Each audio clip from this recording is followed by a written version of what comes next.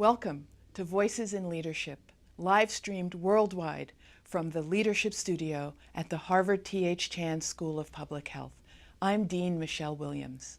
The goal of Voices is to highlight the experiences of leaders confronting major public health frontiers and to better understand effective leadership and how it can affect change. I hope you find this program engaging and informative. Thank you for joining us. Good afternoon and welcome to our audience here in the studio and our viewers online around the globe. My name is Eric Anderson. I'm the Director of Voices in Leadership. This series focuses on the lessons of effective leadership to create positive change in public health.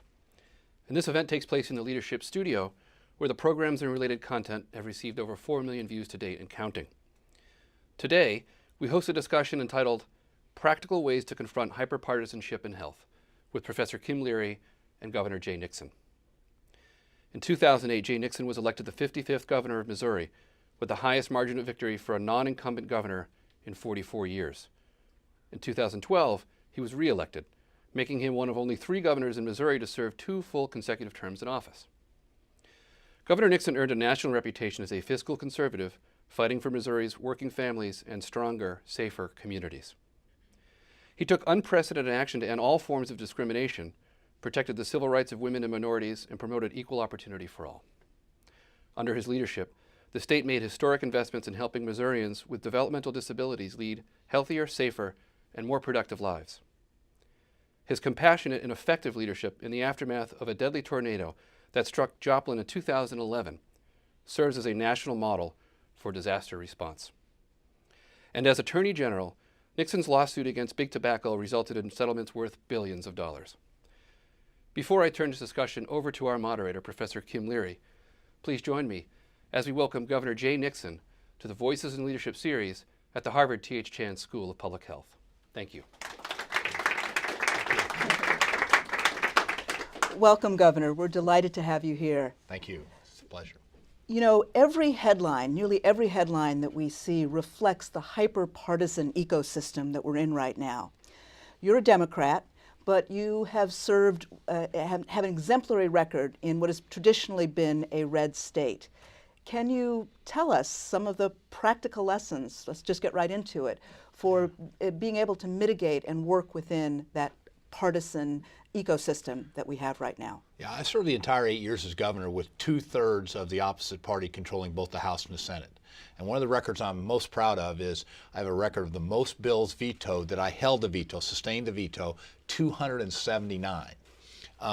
So I do think that they got over the dam a few times. I'm not saying I was undefeated, but the point is that I think that you have to once again refocus into local. You have to have shared principles. You have to treat people with respect, and you have to be knowing where you're going. I mean, I think sometimes these days there's so much tactical discussion, so much short-term discussion. I think we were able to thematically get folks headed in the right direction, and understanding the politics is something and governing is something which you often have to accept less than what you expect. But going in the right direction was really extremely important. Okay. Take us into that when you first arrived in office in 2009, having won election in 2008. That was a very urgent time in our nation and also in Missouri. How did you orient yourself to determining where to go and beginning to build the kinds of coalitions that would be needed to make progress? Well, first of all, we didn't have any money. I mean, states have balanced budgets. We don't get to print money.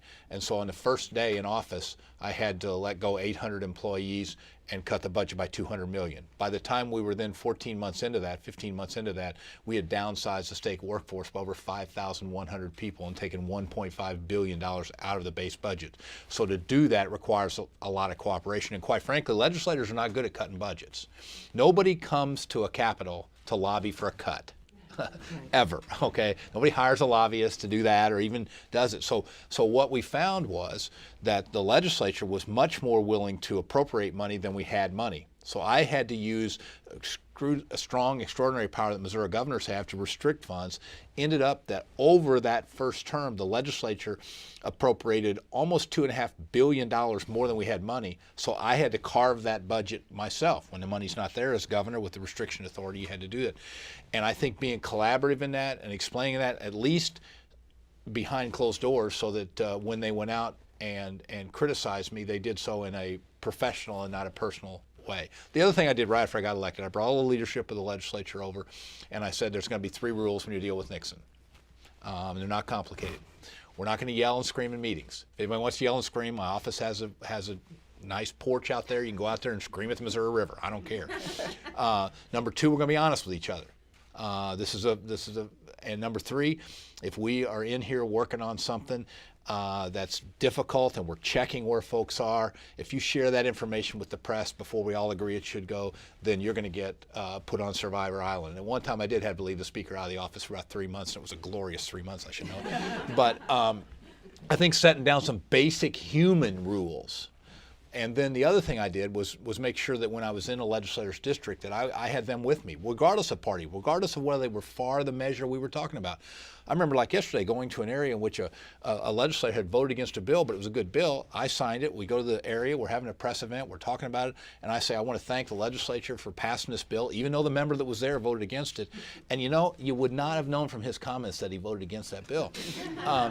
So I think being willing to kind of pass some level of authority, some level of credit for good things happening was important. But I do think a lot of personal relationships are important and having a strong team around you. Mm-hmm.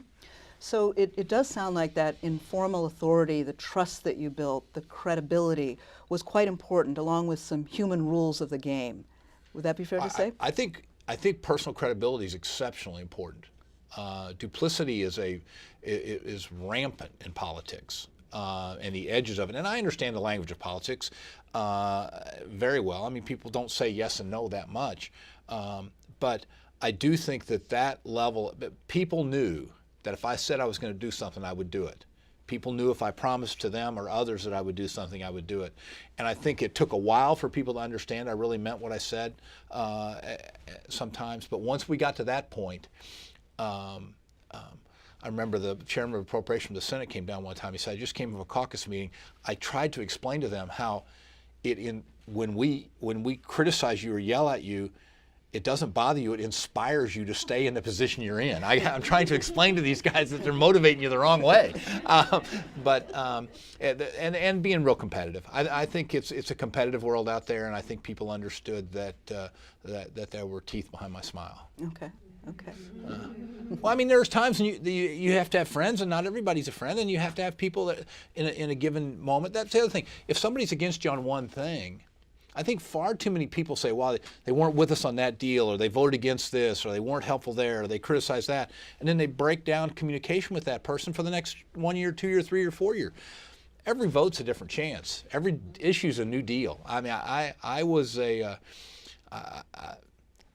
a fundamentalist church on Sunday morning after a rough Saturday night. You could come to me and get redemption. So healthcare is an issue that increasingly reflects that hyper-partisan ecosystem that we were talking about. And yet you were extremely effective at being able to work with multiple constituencies to assemble a set of programs for mental health care, for those with developmental disabilities, for child health care. Could you tell us more about hyper-partisanship in healthcare in particular, and how you began to create the needed coalition? Right. Well, let's start with the failure, then we'll get to the positive. The failures: we did not pass Medicaid expansion in Missouri, and that was, and we should have. $3 billion we're sending to D.C. We're not getting it back. Partisanship is all that defeated that. It was the right thing to do. It was our tax dollars. We made some good runs at it. So now that we got the failures out of the way, we can talk about all the great things I got accomplished. But I think that we really focus on an outside-in strategy. We work the districts, we work the communities, and let those communities then affect their legislative leaders. I'm a big believer elections matter, and people, and there's nothing more scared of elections than politicians. And if you're working their people back in the district, it makes a significant difference. Let me give you one example of that. My mom got her PhD in learning disabilities, and she was real involved in testing of kids, especially kids on the autism spectrum disorder. So it's an issue I've been involved in for years. So I wanted to pass what we called an autism mandate, which would require insurance coverage to cover ABA treatment for kids with autism. Have to get it when they're very young, obviously. And so into the first year as governor, we put a bill in, and it didn't move very far, but I worked to get a vote in the state Senate right before the end of the session, about 4 or 5 days left, and the bill passes the Senate like 28-6. Okay, I'm like, whoa, the insurance industry lobbying against it. It goes over to the House, and the Speaker kills the bill. And so the choice then was whether to go to his home area, which happened to be Joplin, and lambast him for killing the bill, or whether to try to co-opt him. And we were able to discover that he had a nephew that was on the spectrum and others like that.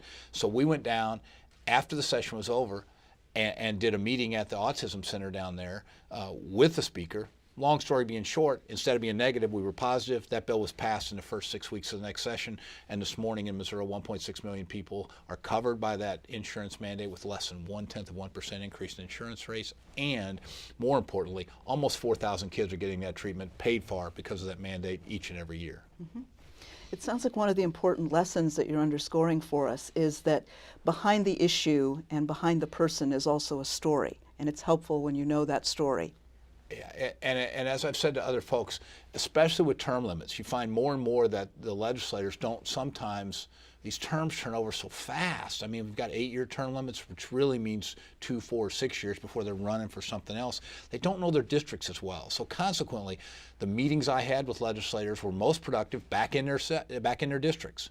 They were once you get to the Capitol, it's like Disneyland on Missouri. You know, it's a senior trip for some of them. You got to get back in there with their constituents and talk about those issues in a real way, so that then when they get in their car, their pickup truck, and head to the Capitol, they're thinking about what the constituents they serve are thinking about it, as opposed to what the political deals are in Jeff City. Mm-hmm. You mentioned Joplin, and in 2011, your state was hit with a devastating tornado. Over 150 people were killed, and 1,700, I believe, were injured. Billions of dollars in damage. Can you take us back to that moment when you began to understand the enormity, and how did you orient yourself with both your formal authority and the informal authority, credibility, and trust you'd built up to that point? That's a good question, and I hope nobody else has to go through what we did. 161 killed, you know, over 1,200 hospitalized, 7,564 houses wiped out, 11,640 cars gone, 9 schools wiped out. The hospital hit. The hospital, 350-bed hospital, was hit by these tornadoes and lifted and moved 6 inches and dropped. I mean, it's an unbelievably powerful tornado. And it was this 6 mile long, 1 mile wide, just complete path of destruction with nothing there. And we were concerned because over in Greenwood, Kansas, some years before, they had a tornado similar to that, and everybody had moved out. So you had a town that only had 20% of its population. So from day one, what we were trying to do is not only recover, we ended up having to move 2.5 times the debris of the Twin Towers out of that area, but what we wanted to do is make it a place that people wanted to come back to and stay, and a place that welcomed volunteers to help. And so we did a lot of things early on to build confidence. I had regular meetings with the clergy. I had regular work in there. I was down there the first 11 days, 10 of the first 11 days, 75 of the first 90 days. We put a permanent building for the state, which each one of the departments down there. And we learned at the first town hall meeting that simple things really mattered. All these cars were wiped out, and to get your insurance, the fellow would say, or the woman would say, I need the car title. And you'd say, I don't even really have a house, much less a car title. And so we printed the car titles from them, we did the IDs. Some of the basics built a confidence. So fast forward to August of that year, August 18th, when school started, 98% of the kids that were there the year before came back. And today, Joplin's unemployment rate is lower than the state and national average, and the economy is continuing to move forward. Mm-hmm. I imagine in the immediate aftermath of a disaster like that, people aren't thinking Republican and Democrat, but over the longer-term recovery effort, did you begin to see some fault lines emerge? There was. I mean, at the beginning, you have, everybody, all hands on deck. And then as it gets hard, people leave, and you have to finish it. So we saw in the front end response, we had to do some things that were pretty dramatic. For example, there was at a time they didn't know how many deaths there were, and the city was working a situation in which anybody called and said somebody's missing, they put them on a missing list. That list got up to 1,500, and we knew there weren't 1,500 dead. We had to take over the process, and because, without being overly graphic here, what was done to buildings was done to bodies. And it wasn't like you had identifiable bodies laying out there. So we had to do DNA tests on each of those. We had to interact with the families to get the DNA. I had to bring almost the entirety of the Highway Patrol down to work on those situations. And some of our federal partners weren't as grounded. So some of the difficult decisions I had to make on the front end were to take over things that the federal government would do. They were doing what was called the DMORT, which was the mortuary operation, and I didn't think brought the level of Missouri knowledge or sensitivity to it, and I had to make a couple of sharper calls than otherwise might be expected. And then you had folks got very granular about who was going to do the construction work, who was going to get this, who was going to get this grant and this deal, and you had to really make sure that politics kept out of it, because you needed a town to be built back, not just one party or one politician. So that goes back to your first lessons, really, about knowing where you're going and what you're trying to achieve. Yeah, if you don't know where you're going, you're not going to get there. And so we had these pillars. And in emergency response, you decide what the pillars of response are, and you always try to stick to them. We want to keep the population there. We want to keep the place safe. It's an area we didn't want to have happen what happened after the Twin Towers, where people that came down and volunteered and worked got sick. So consequently, we engaged immediately with EPA and our Department of Natural Resources to have air monitors all over the place. So that volunteers, and we ended up having over 160,000 volunteers from all 50 states to help us clean the place up. But we had to make sure it was safe. And so things like that we had learned lessons from other places were really important to immediately get involved, because it was clear the task was too big. Government couldn't solve the problem. Government was helpful, but ultimately it was a decision. And I remember like yesterday, it was the USS Missouri is a Virginia-class submarine, and the crew on their leave volunteered to come to Joplin for a week. And so I went out to see them, and here's the commander and 15 or 20 of the sailors that were there. And I said hi, and I came over, and I said, well, what do you think? And the commander leaned over and goes, man, these people in Joplin, they work really hard. So the point is, the people, we wanted to make sure everybody knew you weren't working for us, you were working with us. And that concept, if you carry it out. So my staff and our folks, when we were down there, we didn't just look at things. If there was something to be picked up or worked on, literally we were doing it ourselves with folks during the thing. So I think as a leader, if you set a true example and live out that example, people will follow. Let me ask you maybe a bit more abstractly, but in the course of your work, were there some issues where you just couldn't build the kind of coalitions that were necessary, even when people felt that they wanted to go in the same direction? And are there some issues where you think that hyper-partisanship is just showing itself in? Yeah, and the issues around guns are really hard. Okay. I mean, I successfully held off some things, but we passed concealed carry in Missouri. During my tenure, they got rid of any training requirements for that, which is quite frankly silly and scary in a lot of ways. So that's one that we had significant challenges with. I think in K through 12 education, you've got a whole lot of folks that want to experiment, when what we really need to do is go back to basics and make sure we've got technology in our schools, and we're paying teachers fairly, and we're making sure they got the training. Some of these folks have ideas about how you can turn schools around. And then on the wedge issues, unfortunately, a state like Missouri in the heartland and in a conservative area, it took us a while to get to where we were on some of those. I ended up getting banned in box. I had to do that by executive order. We ended up couldn't ever pass non-discrimination policy, including sexual orientation, even though I put it in each year's measure. Now we had rules in the government and all that sort of stuff, but as far as the state, we weren't able to get that done. I had an economic development director that's gay, and I couldn't get him confirmed. Things of that nature. So some of those issues were extremely difficult to work their way through, and very vexing, because you get behind doors and the members say, I know I'm wrong, but I just can't do that. Right. Yeah. And how do you explain that to your people, to the folks on your side, that you're going to have to stay that for the time being? Well, you listen, and you try to learn more about why it's so important to them personally, not just And that's the other thing on issues of that nature, getting to the personal stories. We were able to defeat in committee something called SJR 39, which was the equivalent of the bill in North Carolina that was anti-LGBT. That bill passes in North Carolina, comes to Missouri. We were able to work with a pastor and with a member to get him to stay on our side on taxation issues. I mean, I was able to. They passed a number of tax cuts that I had to veto successfully. The largest of which was I had to flip 18 Republican votes to hold it our way. And that's another area where the fiscal, I'm a fiscal, he said in the interview, in the opening, I was a fiscal conservative. I just only like to spend the money we got, not money we don't have. And since you can't print it at a state, it's not like you can go take it from somebody.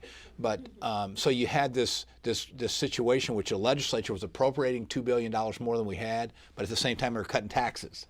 And so those are situations where you just have to kind of use the other tools that you have. And if there's a couple of fire stations in rural Missouri that look really nice now and things like that, you got to. That's the thing about being governors. There's no. It's like if you can analogize it to the game of pool, everything's a bank shot. There's no straight ends. So you're working people on other deals. It's a 360-degree field.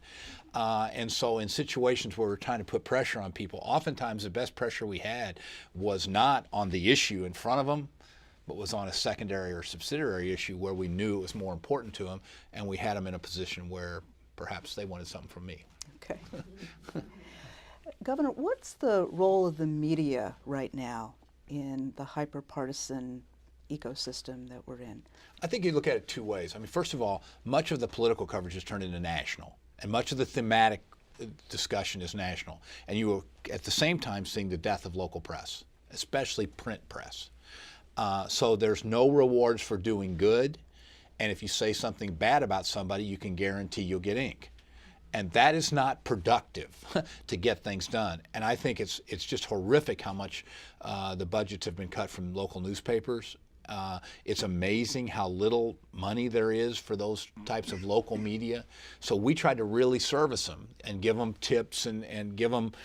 We denounced things in small towns or in places where it was national news, but we were doing it there with them to try to build their egos up. Because I think, quite frankly, in many ways, the press is beaten down for lack of resources and lack of throw weight. I mean, when I was elected governor, the St. Louis Post-Dispatch and the Kansas City Star and the Springfield News-Leader all had daily what they call metro sections that covered everything going on in the legislature.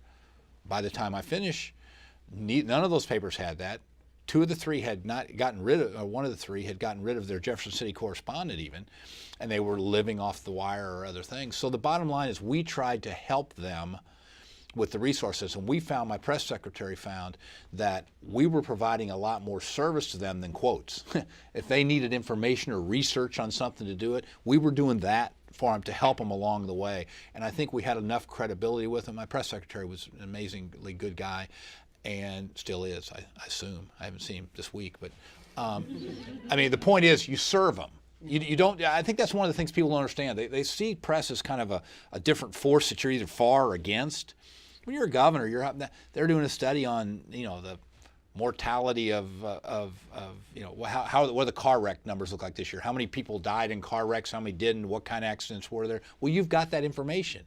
And rather than them filing sunshine law requests, so we put a system together that every sunshine law request that came in through all the entirety of government for any of the press, my press secretary and my press shop was aware of that, not because we were scared of it, because if we saw a way we could help them or format their information in a much more cost-effective way, we'd get it to them. So I'm just deeply concerned about the lack of resources in the press at the state and local level. And as far as the national press, it's you turn on the news and it seems like they're arguing with themselves, and they become such celebrities that they are focused on what they think more than kind of sometimes what's really happening. Governor, we're privileged to have you here with us in a university community, in a professional school. And I wonder what your recommendations might be about the roles of universities and professional schools like this one in being able to mitigate or in some way push back against the hyper-partisan world that we're in right now? How can we play a role here in being able to have the same common purpose that you described as so important to the work you did in Missouri? Well, first of all, a legislator told me one time, I've never forgotten it. He said, "Hey, you know, Gov, we like to vote for good bills." You know, we really do. We like to do good. We didn't run to do bad things. You know, so I think that universities, especially the strongest ones of this, can provide the basic research and amplify that research and think longer term. It's extremely important to actually have right and accurate numbers, right and accurate thoughts. I could give you time after time. I mean, one of the reasons we were able to get the autism mandate passed with ABA treatment is we had a series of studies that showed the outcomes of those kids, how different they were in their lives. And that may be a boring hearing for some people, but for folks that are touched by that challenge, it's extremely real. So I think universities provide an incredible service that they don't really see. Sometimes they'll do a report or testify or do something and nothing happens immediately, and they'll think they've failed. So I would ask folks to just keep diving for the right answers. Make sure you got the proof of it. Use the rigor of academia to show that it's correct and it can withstand the cross-examination, and think longer term about how to move things forward. But with time and time again, I mean, we had we passed a program called Partnership for Hope that deals with folks after they turn 18 and have developmental disabilities. It's a huge gap. During high school, there's all kinds of people to invigorate them. They turn 18, they can't go to college, they're not capable of it, and all at once they start sliding down. That program was passed because of a research grant that showed a way that we could use a federal source, a state source, and a local source to match the money. Never would have figured that out ourselves. We didn't have time to figure that out. But once we saw that study, it led to a situation now in which thousands and thousands of Missouri families have an ability for their family to live more independently, and things like that came from academia. Academia is extremely important. Okay. As you are active now in your post-governorship and in your leadership in your state and well beyond, and as you're working with young people who are interested in public service, are there lessons that you might want to share with them in particular about preparing for a career like the one that you've had? Yeah, want to do something. Get in it, because, I mean, when I first ran for state senate, my original theme, I was from a county that was south of St. Louis. We talked about our fair share. We'd been left behind in many ways. Our numbers were way behind, and we were able to build a campaign. I was able to defeat two folks that hadn't lost elections in 56 years to win that race and move forward. So I tell people, figure out, and then know your district. I mean, really spend the time to understand what's out there, and also deeply understand you're not going to agree with everybody all the time. So if you disagree with somebody, try not to be disagreeable about it, but make sure they know you're not with them. I think too many folks running for office say yes to everybody. And then when they come back around, or they win or they lose, and they can't perform that, the people feel like they've lied to them. I'm a big believer in straight up honesty. It's a very useful attribute if you're going to be in public service, and then have a thick skin, because in a democracy, if you can't take it and yelled at or laughed at, you shouldn't run for office. It's part of the deal. Governor, a final question. What gives you hope as you're interacting particularly with the next generation of those who will be public servants? I think two things. First of all, the information age is unbelievable. To be able to think back when I was in college and you had to go go to the card catalog, and with the Dewey Decimal System, walk up into the library, and if the book was checked out, there'd be a piece of wood there. You had to carry it down to the library desk, give it to them, let them hold it, and then they'd call you in a few days, and your professor would give you 2 days off, but to be late to get the paper in. You guys don't give time off anymore. But the information age provides everybody answers to what questions they have instantaneously, and ultimately, good information leads to better decisions. There's that. And number two, I think young folks have a lot less discrimination, a lot less, they're not trying to divide. They work together much better. So the things that inspire me are young folks that that don't come burdened with the issues of race, burdened with the issues of are you a labor union or you're not, all the dividing points, they don't come to the process burdened with that. So if I was going to look at something obvious, the positive in the future, it'd be the information age is going to provide people data and ability to prove what they want to do. And number two, that younger folks have far less divisive discrimination in who they are. Thank you, Governor. Thank you.